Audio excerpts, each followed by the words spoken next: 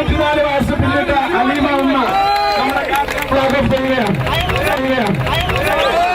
ഇന്ന് രാവിലെ കോട്ടക്കുന്ന് അതിമനോഹരമായ ദൃശ്യങ്ങൾക്ക് സാക്ഷ്യം വഹിച്ചത്. 3100 വയോജനങ്ങളാണ് നഗരസഭയിലെ 40 വാർഡുകളിൽ നിന്ന് 80 ചില്ലറ ബസ്സുകളിലായി ഇന്ന് വയനാട്ടിലേക്ക് പുറപ്പെടുന്നത്.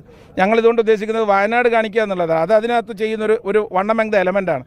ഇവരെ ഞങ്ങൾ ചേർത്ത് പിടിക്കുന്നു. ഇത്രയും നമ്മുടെ പ്രായം ചെന്ന മുതിർന്ന ആളുകൾ ഞങ്ങളുടെ ഹൃദയത്തിലാണ് നിങ്ങളുടെ സ്ഥാനം എന്നുള്ളൊരു പ്രഖ്യാപനമാണ്, ഒരു വിളംബരമാണ്, വലിയൊരു മെസ്സേജാണ് ഇതുകൊണ്ട് യഥാർത്ഥത്തിൽ നഗരസഭ ആഗ്രഹിച്ചത്. ഏറ്റവും അടിസ്ഥാനം ചേർത്ത് പിടിക്കൽ മാത്രമാണ്. സ്ഥലത്തിനകത്ത് ഇമ്മെറ്റീരിയലാണ്. സ്ഥലത്തിന് ഞങ്ങൾ പ്രാധാന്യമേ കണ്ടില്ല. പിന്നെ ഇവർക്ക് കയറാനും ഇറങ്ങാനും കഴിയുന്ന സ്ഥലങ്ങൾ എന്ന രീതിയിലാണ് പൂക്കോട് തടാകവും കാരാപ്പുഴ ഡാമും ഈസിലി റീച്ചബിൾ ആയിട്ടുള്ള 2 ലൊക്കേഷൻ എന്നുള്ള നിലക്ക് കണ്ടെത്തിയത്. വയോജനങ്ങളുടെ കാര്യത്തിൽ ഞങ്ങൾ ആദ്യം എയർ കണ്ടീഷൻഡ് പകൽ വീടുണ്ടാക്കി, വയോജനങ്ങൾക്ക് മാത്രമായി സംസാരിക്കാൻ ബഡായി ബസാർ ഉണ്ടാക്കി, 5800 6000-ഓളം വരുന്ന വയോജനങ്ങൾക്ക് ഹോർലിക്സ് ബൂസ്റ്റൊക്കെ ഉൾപ്പെടെയുള്ള പോഷക കിറ്റ് കൊടുത്തു.